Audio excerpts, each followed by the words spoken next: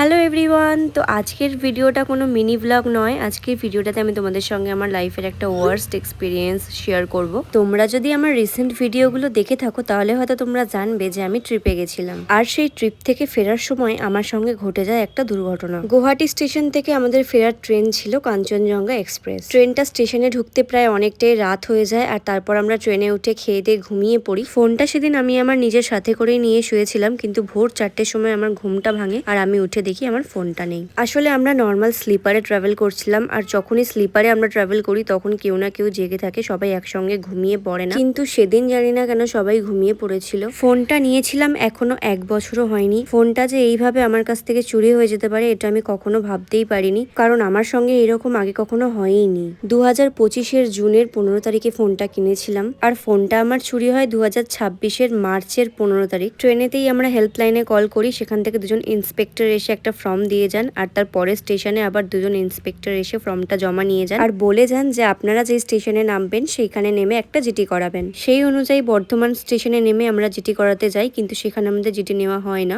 সেখানে আমাদের জিজ্ঞেস করা হয় যে আপনারা থাকেন কোথায়, তো আমরা বলি শ্রীরামপুরে। তো তিনি বলেন যে শ্রীরামপুরই তো যাবেন, সেখানে গিয়ে জিটি করাবেন। শ্রীরামপুরে যখন আমরা জিটি করাতে যাই তখন আমাদের বলা হয় যে ট্রেনটাতে আপনাদের সঙ্গে এই ইনসিডেন্টটা হয়েছে সেই ট্রেনটা তো শ্রীরামপুরের উপর দিয়ে যায় না, তাই ওই ট্রেনটা লাস্ট ডেস্টিনেশনে গিয়ে আপনাদের জিটি করাতে হবে। আর আমাদের ট্রেনটার লাস্ট ডেস্টিনেশন ছিল শিয়ালদা স্টেশন, তাই আবার আমাদের শিয়ালদা স্টেশনে গিয়ে জিটিটা করাতে হলো। ফোনটা চুরি হয়ে যাওয়ার আগে লাকিলি আমি আমার বোনের ফোনে ট্রিপের সব ফটো ভিডিওগুলো যেগুলো আমার ফোনে ছিল সব পাঠিয়ে রেখেছিলাম, তাই আমি তোমাদের সঙ্গে সেগুলো শেয়ার করতে পারছি। আমি জানি ফোনটা আর ফিরে পাওয়ার কোনো চান্স নেই, কিন্তু তাও ওই যে একটু মনের মধ্যে আশা থেকেই যায় যে পেলেও পেতে পারি। এখন আমার মনে হচ্ছে আমার আরো বেশি কেয়ারফুল থাকা উচিত ছিল। কি আর করা যাবে, কথায় আছে না, ন্যাড়া বেলতলায় একবারই যায়। আমার অবস্থা হয়েছে তাই। যেই রবিবার আমার ফোনটা চুরি হয় তার পরের রবিবার আমি আমার লাইফের এই ফার্স্ট আইফোনটা কিনি, আর আমার লাইফের ফার্স্ট আইফোন নেওয়ার ভিডিওটা যেদিন নিয়েছিলাম তার পরের দিনই তোমাদের সঙ্গে শেয়ার করেছিলাম। ট্রিপের ভিডিওগুলো পোস্ট করার আগে আমি এই ভিডিওটা পোস্ট করেছি,